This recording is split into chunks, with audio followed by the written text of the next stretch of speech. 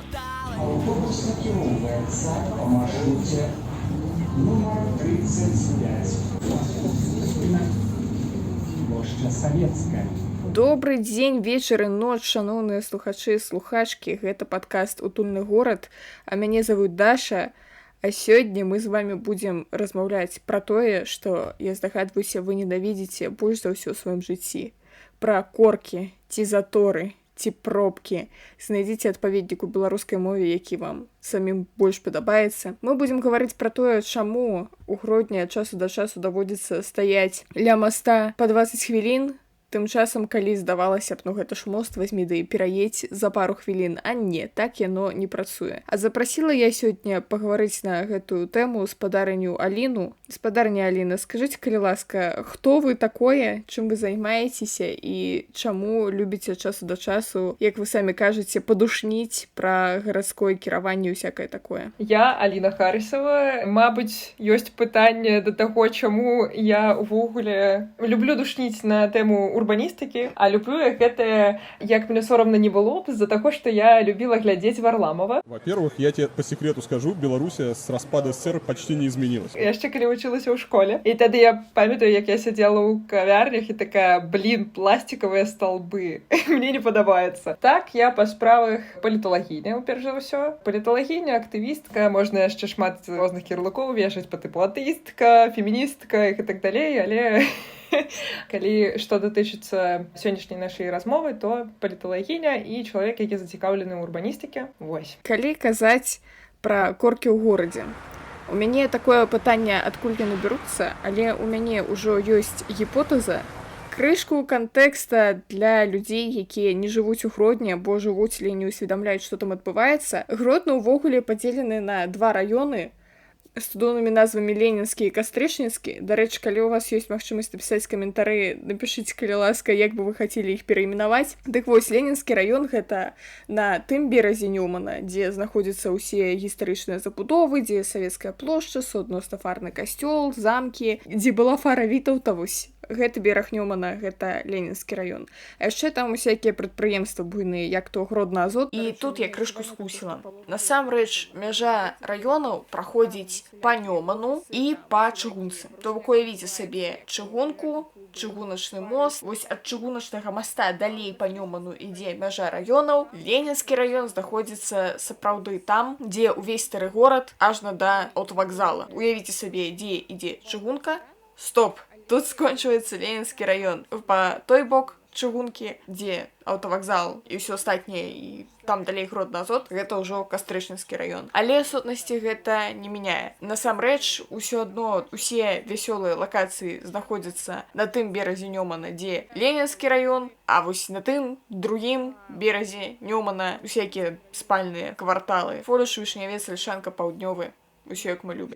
Это Ленінскі раён. Там усялякія офісы, там усялякі варушняк адбываецца, як то кавярні, клубы, бары, ўсё астатняе. А ў Кастрычніцкім раёне, канешне, таксама ёсць часткова офісы, прадпрыемствы, невялікая частка усякіх бараў, рэстаранаў, але меншая частка, а вось людзей там жыве нашмат болей. То бок, дакладна па статыстыцы, больш за 220 тысяч чалавек жыве менавіта ў Кастрычніцкім раёне, таму што там Фоліш, Вішнявец, Альшанка, Паўднёвы, а ў Ленінскім раёне суадносна жыве ўсяго на ўсяго 140 і трошкі тысяч чалавек. Вось так у нас выглядае горад Гродна. І гэтыя самыя людзі, якія жывуць у Кастрычніцкім раёне, яны ездзяць на працу, ці на тусоўкі, ці на вучобу менавіта ў Ленінскі раён, якія раздзяляюць Нёман і масты суадносна. І вось адбываецца такі эфект варонкі, калі з усіх спальных раёнаў да мастоў з'язджаюцца людзі, і суадносна там здараюцца коркі, асабліва на коле табачкі, як прынята ў нас казаць, там такое здараецца, што не дай Божа, там яшчэ і такія развязкі, што часу да часу людзям цяжка зразумець, як раз'ехацца. Некаторыя ведаюць, як правільна раз'язджацца, але не хочуць раз'язджацца па правілах. І здараецца ўсё вельмі дрэнна. А цяпер, спадарыня Аліна, пракаментуйце, калі ласка, ці гэта тыповая сітуацыя, ці ў нас горад атыповы? Сітуацыя цікавая з-за мастоў менавіта, але коркі гэта такая звычайная справа для гарадоў, гарадоў, у якіх не вельмі добра распланаваны той самы горад. І мне было вельмі цікава яшчэ, дарэчы, слухаць усяго тада ўсяго 140 000, і я такая з маленькага гораду Слуцку, такая, вау, гэта ўсяго-то на ўсяго 2 Слуцка. Тут цікавая сітуацыя з мастоў. І гэта такая праблема, яна, канешне, комплексная. Нельга там назваць адную прычыну ўсіх гэтых корак, усіх праблем гарадскіх толькі нечым адным абкрэсліць. Але ўсё роўна гэта сводзіцца да таго, што ёсць праблема з гарадскім транспартам. Гэта заўсёды так. Калі людзям не хапае гарадскога транспарта, для іх самым найлепшым спосабам дабрацца да работы, дабрацца да працы, дабрацца да, я не ведаю, вучобы, ім заўсёды гэта будзе прасцей зрабіць на уласным аўтамабілі. Калі мы плануем горад і робім яго максімальна утульным для аўтамабілей, тады ўзнікаюць праблемы з пробкамі. Перш за ўсё, трэба думаць аб тым, што ў нас горад не для аўтамабілей, ён для жыхароў. Ён для пешых людзей, ён для гарадскога транспарту, а не для аўтамабілей. У нас ёсць шмат прыкладаў сусветнай гісторыі гарадоў, якія будавалі пад аўтамабілі, такія як Сіэтл. У Амерыцы знаходзіцца. Ён зараз як горад-прызрак. Детройт? Так, вось, яго будавалі менавіта пад аўтамабілі. Лічылі падчас будавання, што гэта проста будучыня, а не горад, што зараз яны пабудуюць па такім плане, што ўвесь свет будзе такім планам карыстацца. А зараз там ніхто не жыве, бо гэта правальная была спроба нешта такое пабудаваць. І нават там в Дубаі яны, напрыклад, будавалі таксама свой горад пад аўтамабілі. І зараз яны гэта ўсё перабудоўваюць пад жыхароў, бо усе паступова разумеюць, што нельга будаваць транспарт пад аўтамабілі. Калі вяртацца да гародні, то там я б не казала, што супер пабудаваны пад аўтамабілі, але, на маю думку, ўсё ж такі там ёсць праблема з гарадскім транспартам, бо гэта вялікі горад. Тое, што там па першыя 4 масты гэта не вельмі добра, але дабаўляць дарогі для вырашэння з пробкамі гэта не самая лепшая таксама стратэгія. А у нас дадаюць дарогі, прабач, я цябе перарву, таму што апошні мост, ён з'явіўся зусім нядаўна, там былі усялякія мемы пра то, як яго гераічна адкрывалі, а ён, ты памятаеш гэту ўсю гісторыю, пра то, як яго гераічна адкрывалі, а ён там разбураўся, таму што пайшлі дажджы, і трава не парасла. К сожалению, действительно, праздник пришлось и открытие моста отменить. Город Гродно подвергся в очередной раз удару стихии. Представьте, за 20 минут выпала 2-декадная норма осадка. А да там веселыя всякія былі гісторыі. А гэта не там яшчэ папы стаялі і свяцілі гэты мост, каб ён больш не разбураўся. І сапраўды, праз некалькі дзён пасля таго, як быў сарваны гэты урачысты дзень адкрыцця моста, праваслаўныя святары правялі там малебен. Дарэчы, чамусьці на сайце Гродно Плюс я не знайшла гэты відос, але скриншоты захаваліся, інтэрнэт усё памятае. Ну, мне падаецца, там без вышэйшых сілаў дакладна не абышлося, то бок зусім яшчэ нядаўна, кшталту 3 гады таму, у Гродні ўвогуле было 3 масты на тую ж колькасць насельніцтва. А мне цікава сітуацыя з арэнднай платай. У Ленінскім усё гэтае жыццё адбываецца, працы і гэтак далей. Ці там большыя кошты на аренду жытла, ці не? Не, я, канешне, не праводзіла маніторынг, але гэта не тое, каб усе дакладна ведалі, што, божа мой, на горкага кватэры каштуюць больш, чым на КБК. Няма такога. Мне падаецца, у горадзе неяк больш-менш аднолькавыя кошты, і ўсё залежыць менавіта ад таго, якую ты кватэру здымаеш, з якім рамонтам, а не ад таго, дзе яна знаходзіцца. Ну, мабыць, і горад таксама не занадта велізарны, каб так адрознівалася. А ты казала пра тое, што пашыраць дарогі ў барацьбе з коркамі гэта так сабе ідэя. Чаму гэта так сабе ідэя? Найлепшая стратэгія гэта развіваць, а не развіваць аўтамабілі. То бок для аўтамабілей, для таго, каб не было пробак, трэба рабіць так, каб у цэнтр горада было вельмі незручна ехаць. Ці незручна, ці, напрыклад, занадта дорага ў параўнанні з грамадскім транспартам. Канешне, я разумею, што ёсць праблемы з грамадскім транспартам цалкам у Беларусі. Я памятаю свой маленькі горад, дзе я магла пешым дайсці там за 10-15 хвілін кудысьці там да цэнтру, але каб прыехаў аўтобус і я даехала яшчэ хутчэй, мне патрэбна было там 40 хвілін пачакаць гэты аўтобус. І аўтобусы ў нас заўсёды яны ездзяць па агульнай дарозе. Каб транспарт быў зручным, трэба, каб у яго была свая паласа. То бок з-за гэтага лічыцца, што лепшыя транспарты гэта тралейбус, гэта метро, бо яны не па адной дарозе з аўтамабілямі ездзяць. Яны могуць хутчэй па распісанню заўсёды ездзіць па раскладу. Толькі трамвай, напэўна, а не тралейбус. Ой, трамвай, так. Таксама ёсць практыка таго, што для аўтобусаў робяць асобную дарогу. За гэтага яны таксама заўсёды па раскладу ходзяць. І тады ўжо перад жыхарамі паўстае пытанне, што абраць? Свой асабісты аўтамабіль ці абраць транспарт? Канешне, ёсць вялізны адсотак людзей, якія ніколі з уласнага аўтамабіля не перайдуць на грамадскі транспарт. Хтосьці можа працаваць за горадам і так далей, у кожнага свае прычыны не перайдуць, але ёсць вялікая колькасць людзей, якія вагаюцца ці адно, ці другое. Калісьці тыя людзі, якія будавалі гарады, яны чамусьці думалі, чамусьці лічылі, што вось гэта две асобныя групкі людзей. Адныя гэта карыстальнікі грамадскага транспарту, другія гэта карыстальнікі ўласнага аўто. Але быў такі нямецкі даследчык, ён і распяваў вось гэтую тэорыю, што гэта ўсё адное, гэта проста жыхары. І ёсць 3 фактары, якія ўплываюць на рашэнне, чым карыстацца. Гэта кошт, гэта хуткасць, і гэта камфорт. Таму трэба рабіць так, каб грамадскі транспарт быў хутчэйшы за ўласнае аўто, быў таннейшы за ўласнае аўто, і каб гэта было камфортна. Як гэта зрабіць? Гэта зрабіць трэба так, што ў нас ёсць транспарт грамадзянскі, які ходзіць па ўласнаму шляху, які не стаіць у пробках разам з усімі аўто. Гэта трэба зрабіць тым чынам, што кошты на грамадскі транспарт павінны быць невысокія. З-за гэтага вельмі хейчу Нямецчыну, дзе я зараз даходжуся, бо тут каштуе праезд 3,5 евро.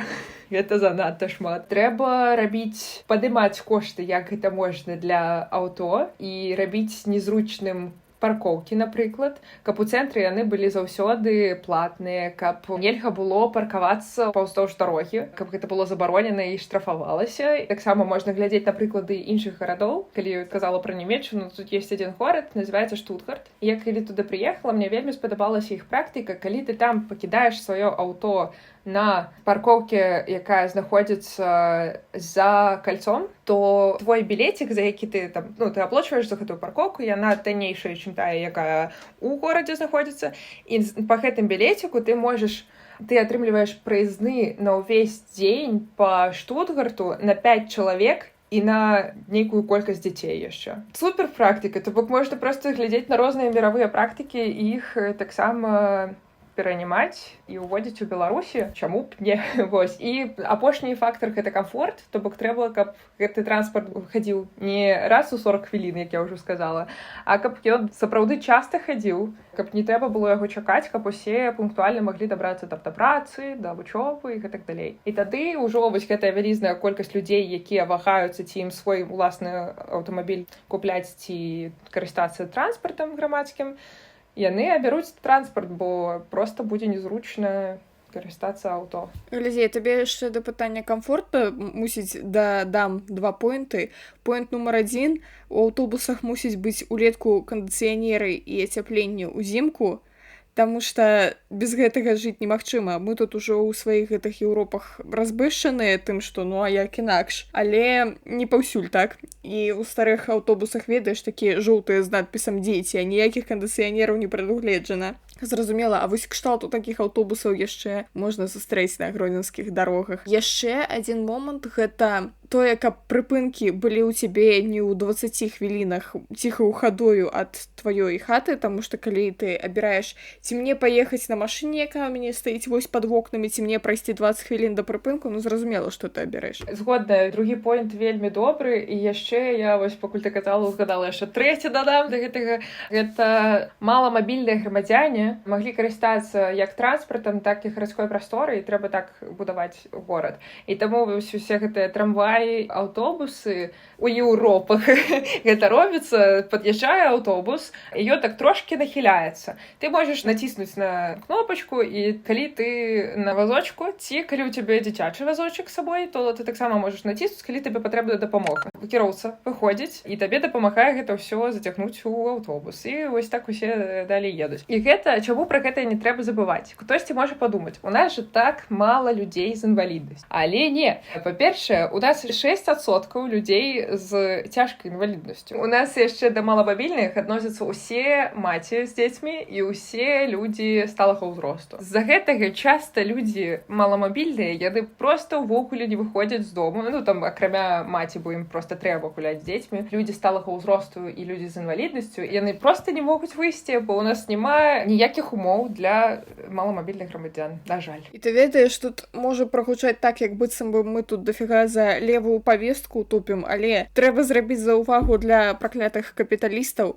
Спадары праклятыя капіталісты. Вось вы палічыце, колькі людзей такім чынам выключаюцца з эканомікі. То бок тая сталога ўзросту жанчына, якая б магла спакойна спусціцца сабе ўніз, сесці на тралейбус, які падыходзіць вось проста пад яе дом, даехаць у вашу крамку, набыць усе магчымыя тавары, і потым з гэтымі таварамі зноў жа камфортна даехаць дадому, колькі б яна вам магла прынесці грошай. А пакуль яна сидзіць у сваёй хаце, яна не прыносіць вам грошай. Моя любимая рубрика «Патрыархат і капіталізм». Вось, так што мы нават праз левую павестку ўсё ж такі мусім дагрукацца да спадароў капіталістаў, таму што грошы гэта таксама важна. Вось глядзі, што мяне яшчэ зацікавіла ў тым, што ты казала, гэты прыклад Штутгарта, што ты не проста людзям забараняеш заязджаць на уласных аўтамабілях у горад і не проста кажаш так, а зараз паркоўка будзе каштаваць усе грошы свету, каму не падабаецца, ідзіце нафіг. А ты ім прапануеш нейкую альтэрнатыву, таму што, як мне падаецца, зараз не прапануючы ніякай альтэрнатывы, проста скажы спадарства, нельга заязджаць у цэнтр. Ці у вас будзе столькі каштаваць паркоўка, што бензін столькі не каштуе, то ты проста выклічаш хвалю хейта. Я не кажу пра тое, што ў сучаснай Беларусі хтосьці будзе супраць гэтага пратэставаць, але, скажам так, калі б мы уявілі сабе гэтую сітуацыю сферычнага каня ў дэмакратычным вакууме, вось у нас ёсць, напрыклад, урад, дэмакратычна абраны, і гэты самы урад кажа: спадарства, мы проста забараняем вам уязджаць у цэнтр горада, і проста у нас зараз паркоўка каштуе як вашыя ныркі.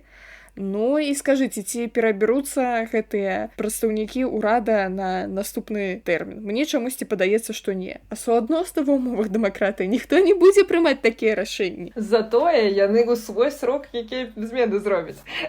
Ну, калі сур'ёзна казаць, то тут проста трэба ўсё паступова рабіць. Не ў адзіны момант проста сказаць. Ці не пачынаць там з платных парковак, па тыпу, ось транспарт мы калісьці зробім, але зараз вам тут праезд забаронены.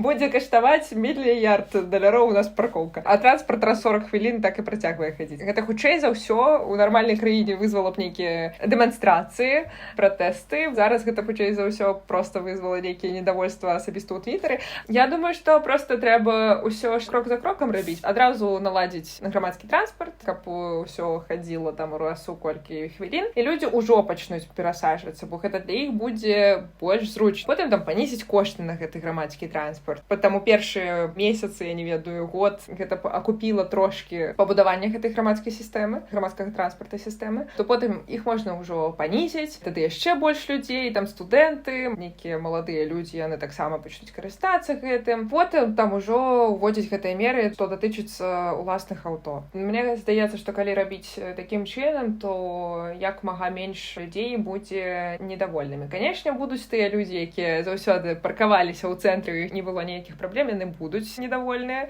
якія не захочуць перасесть на грамадскі транспарт, але гэта ўжо, па-першае, іх праблемы, па-другое, калі большасць насельніцтва ўсё ж такі падтрымлівае новую сістэму, то, ну, прабачце, вы ў меншасці, у вас ёсць умовы, каб паркавацца? Ёсць. Всё, у вас ёсць умовы, каб перасесці на грамадскі транспарт? Ёсць. Гэта ваш выбар. Глядзі, да пытання таго, што трэба гэта ўсё рэфармаваць. Рэфармаваць, канешне, класна, але я ўяўляю, якіх шалёных грошай гэта каштуе. Мы, дарэчы, са спадаром Андрэем Вазьянавым ужо ў мінулым сезоне абмяркоўвалі грамадскі транспарт у Гродні, і мы сышліся на думцы, што, напрыклад, рабіць трамвай у Гродні і трамвайную сетку гэта будзе каштаваць за-да халеры, і прасцей дакупіць электробусаў і тралейбусаў, каб забяспечыць, зноў жа, нармальную мабільнасць гараджан. Як ты з такім меркаваннем? Калі ў нас ёсць мэта зрабіць так, каб не было ў нас пробак, то калі гэты грамадскі транспарт будзе стаяць у тых жа пробках, ну, які сэнс тады закупаць гэтыя там электробусы і так далей. Я больш за ўсё вось асабіста люблю трамваі, але ёсць умовы, у якіх сапраўды электробусы электробусы яны больш маюць сэнсу, асабіста калі трэба хутка нейкія змены зрабіць. Але ў гэтым выпадку мне падаецца, трэба рабіць тады асобную ветку, дзе будуць ездзіць толькі гэтыя электробусы, бо калі ў людзей праблема менавіта з пробкамі, трэба яе вырашаць. У іх няма праблемы, што гэта бензінавы аўтобус. І трэба павялічваць колькасці, каб не раз у 40 хвілін. Да пытання выдзеленых стужак для аўтобусаў і тралейбусаў у Гродні гэтая тэма ўжо пачынаецца, дзякуй Богу, але пакуль што толькі ў некаторых невялічкіх кавалках дарог, і гэта зноў жа месца, дзе могуць быць пахаваныя назаўжды тонны даляраў, таму што гэта ж трэба тут дарогу пашырыць, а тут звузіць, а тут трэба яшчэ адну лінію намаляваць. Гэта ж усё, канешне, займае пэўныя сродкі. Таксама, калі мы ўжо кажам пра размалёваныя дарогі, можна узгадаць пра тое, што патрэбныя веладарожкі. Веладарожкі, каб і вы маглі карыстацца тыя, хто ездзіць на веласіпедах, на электрасамакатах. Можа здавацца, што ніхто не будзе гэтым карыстацца, але калі гэта з'явіцца, і калі будзе асабіста прыемная дарога, там проста будзе другі Амстэрдам. І гэта нават можна было б выкарыстоўваць як нейкі турыстычны патэнцыял. Туры на ровары па гораду. Фантазію трэба ўключаць, і ўсё норм. Зразумела, слухай, гэтыя пантовыя хіпстары, яны паўсюль з'яўляюцца як грыбы пасля дажджу, таму мне падаецца, вось з гэтым менавіта праблемаў не будзе. Вось ім намалюю велашляшок, і яны хуценька перасядуць на ровары, электрасамакаты, скейты, што там у іх яшчэ. Ведаеш, гэта той самы момант, калі я, як чалавек, які крышку тут займаецца урбаністыкай, ухваляю ўсю гэту гісторыю, а проста як абывальнік, які хоча падушніць таго, што ось якая моладзь-то пайшла на гэтых сваіх электрасамакатах тут раз'язджаюць, то я, канешне, тая яшчэ душніла. Ну, пагадзіся, менш прыемна, калі гэта робяць з табой, калі ты ідзеш проста па сваіх справах, і нехта на тым жа шляху, па якому ты ідзеш, ездзіць на гэтых электрасамакатах ці на веліках. Я гэта ненавіджу проста, і мне хочацца гэтых людзей задушыць проста час ад часу. Калі ты ідзеш, і цябе проста пужаюць. Ці нават нехта не папярэджвае, што яны едуць на цябе, а ты сидзіш там у тэлефончыку сваім, і проста потым інфаркт. А яшчэ прышпела ў том, што ўсе сядзяць у тэлефончыках, то бок, ну, ты весь час у навушніках, ты весь час у тэлефоне. Не бывае такога, што ты ідзеш і азіраешся па старанам, а ці не выйдзе зараз раварыст які-небудзь за кута і не напужае цябе. Таму вельмі добра, калі ёсць асобная дарожка, бо гэта бяспечна для грамадзян, якія пешым ідуць, і гэта бяспечней для тых людзей, якія перадвігаюцца на электрасамакатах і на роварах, бо ёсць нейкае абмежаванне хуткасці, якое там ужо запраграмаванае, што ты ў горадзе не можаш карыстацца электрасамакатам, калі ён едзе хутчэй, чым пэўная колькасць кілометраў у гадзіну. Такім чынам гэта бяспечней для ўсіх. Рэактыўныя самакаты разганяюцца да 100 км на гадзіну. Я хочу яшчэ крышку вярнуцца да пытання планавання горада. Мне падаецца, што гісторыя Гродна проста ў тым, што яго асабіста ніхто не планаваў. То бок, калі горад быў заснаваны 800 год таму, дрэнна палічыла Гродна, упершыню узгадваецца ў летапісах у 1128 годзе, то бок 900 год. Ніхто асабліва не планаваў, што а вось потым ён так разрасцецца, гэты горад, што нам трэба будзе думаць, як бы тут у нас людзі з Вішнеўца, якога яшчэ ў планах не было, дабраліся да цэнтра, бо там начны клуб. Другі момант, што, як мне падаецца, проста ў гарадскім кіраванні з'яўлялася нейкая праблема, я вырашалі кшталту. У нас шмат маладых сямей, якім няма дзе жыць, давайце пабудуем Вішнявец. У нас шмат корак на дарогах, давайце пашырым дарогу. Проста ведаеш, як бы з кропкі А ў кропку Б. Трэба думаць прэвентыўна. Трэба вырашаць праблемы не па меры іх паступлення, калі гэта датычыцца гарадской прасторы. Мы не можам усё прадбачыць. Але калі у нас ёсць горад, і калі мы хацім, каб там была нармальная дэмаграфічная сітуацыя, каб там была нармальная эканамічная сітуацыя, то трэба нейкую палітыку загадзя распісваць для гэтага горада. Таму, вось, напрыклад, калі вяртацца да першага пытання твайго, мне падаецца, што калі мы не будзем размаўляць толькі пра грамадскі транспарт у рамках сітуацыі, якая адбываецца ў Гродні, варта пагаварыць пра тое, што там мэрыя, тыя, хто кіруе горадам, тыя, хто распрацоўваюць грамадскія прасторы і так далей, ім трэба не забываць пра тое, што калі ў іх, напрыклад, у адной часткі горада жыве вялікая колькасць жыхароў, але там не знаходзіцца ніякіх бізнесаў, не знаходзіцца ніякіх устаноў вышэйшай адукацыі, то трэба гэта змяняць. То бок трэба, напрыклад, распрацаваць нейкую палітыку, якая будзе больш выгадная для, напрыклад, маладога бізнесу ці сярэдняга бізнесу. Каб той бізнес, які мае свой філіал, напрыклад, у Ленінскім, каб ён у Кастрычніцкім адкрыў таксама філіал, бо там проста нейкія зручныя умовы. Ці проста для тых, хто хоча нешта распачаць. Ці зрабіць нейкі корпус універсітэта таксама пабудаваць у той часткі гораду. І тым самым, нейкі баланс знайсці паміж колькасцю жыхароў, паміж іх працы. І тады як будзе вырашацца таксама гэтая праблема, бо тыя людзі, якія працавалі ў Ленінскім раёне, ім патрэбна было ехаць там гадзіну да іх працы з-за гэтых пробак, то яны проста падумаюць, тут адчынілася нейкае файнае новае месца, яно ў 10 там хвілінах хацьбы пешым. Мабыць, трэба туды пайсці і проста пайдуць туды. І у іншых сітуацыях гэта так жа працуе, як і вучобай, так і са школамі, так і дзіцячымі садочкамі, так і з кавярнямі і нейкімі культурніцкімі месцамі. Калі гэтага не хапае, проста трэба рабіць такія умовы, каб людзі самі захацелі ствараць гэта ў Кастрычніцкім раёне. Ствараем петыцыю за перанос філфака ГРДУ на Альшанку. Давай, я распачну.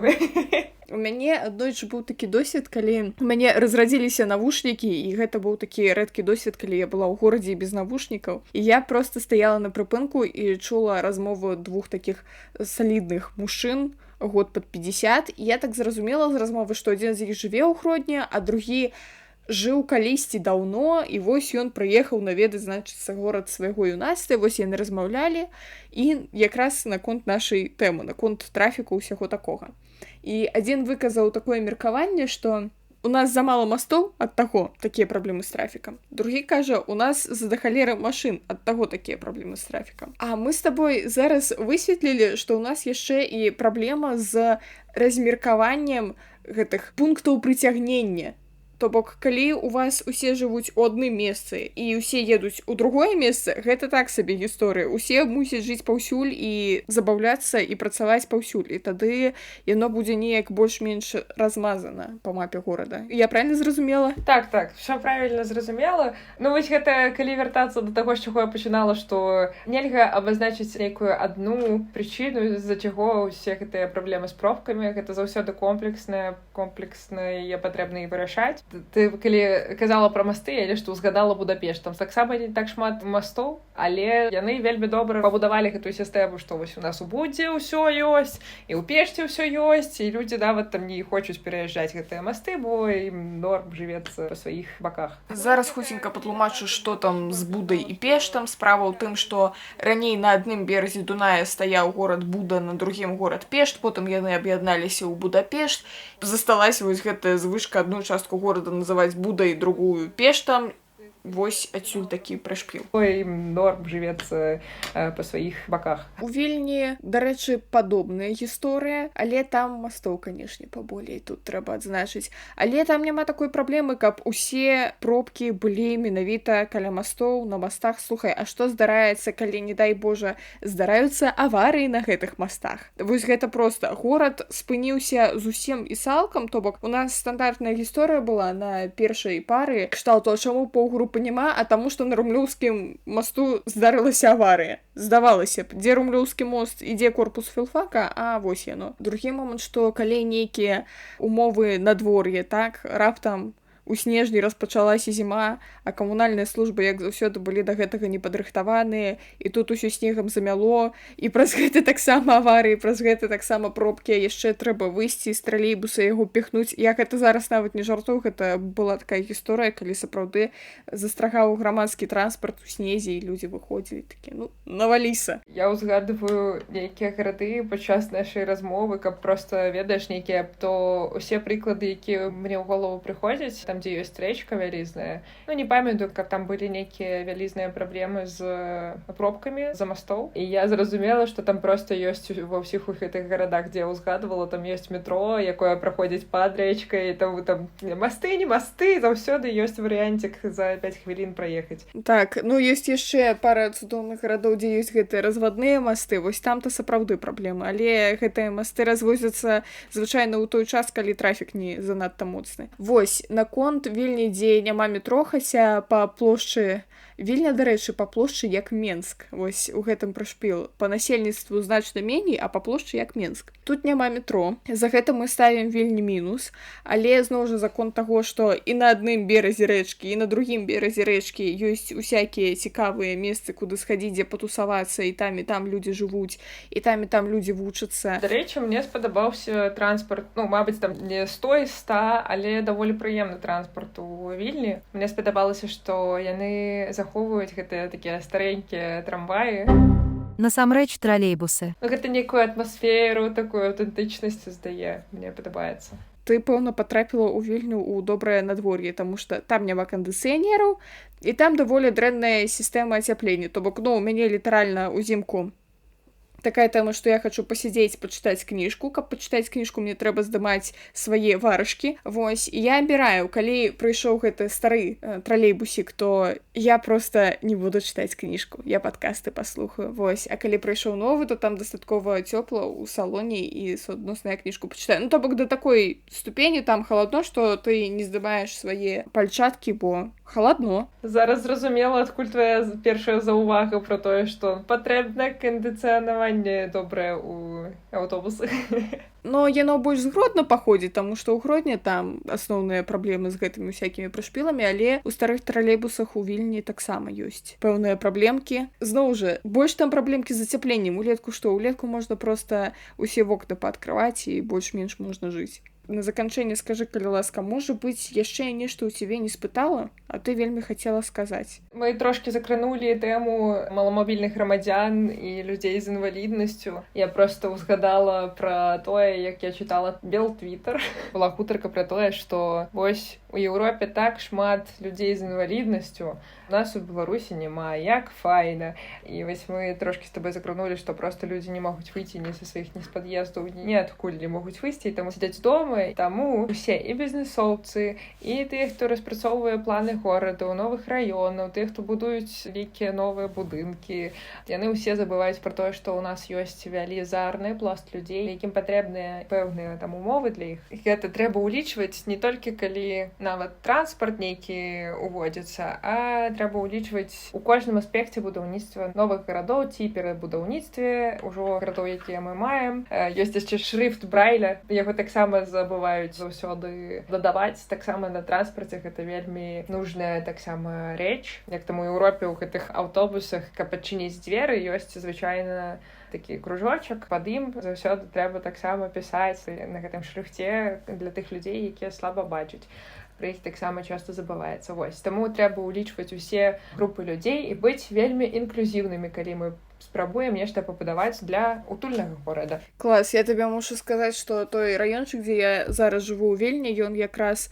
Я не ведаю, як так склалася, але тут даволі шмат людзей з парушэннем зроку, і тут паўсюль гэтая тактыльная плітка.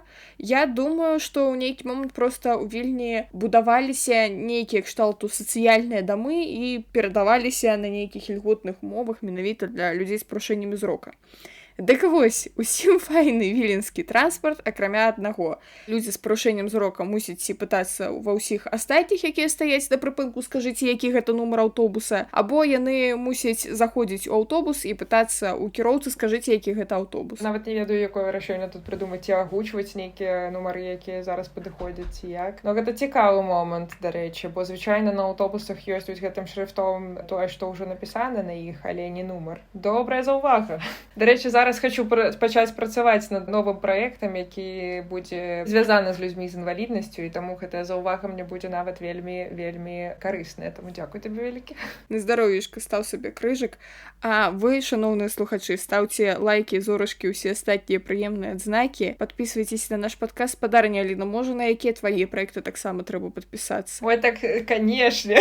Падпісвайцеся на праект «Я на ёй». Мы беларускі, і мы дапамагаем жанчынам беларускай подросткамі, якія сутыкнуліся з нейкімі праблемамі ў жыцці, крызіснымі момантамі, псіхалагічныя юрыдычныя кансультацыі робім. І таксама у нас ёсць адсеткі, дзе просто пішам нейкую цікавую, карысную інфармацыю, якая датычыцца правоў жанчын. А таксама подписывайтеся на мой інстаграм. Я яшчэ трошки чаліня карэнцыйнай рады, таму зараз буду больш навін нейкіх, якія датычацца палітыкі, паліталогіі пісаць, таму калі вам цікава за такім сачыць і просто сачыць за жыццём дзяўчынкі ў Нямецчыне, тады подписывайтеся. Я могу только приеднаться и запросить вас подписаться на проекты Алины и ее социальные сетки, а мы с вами хутка почуемся. Бывайте по этому билету,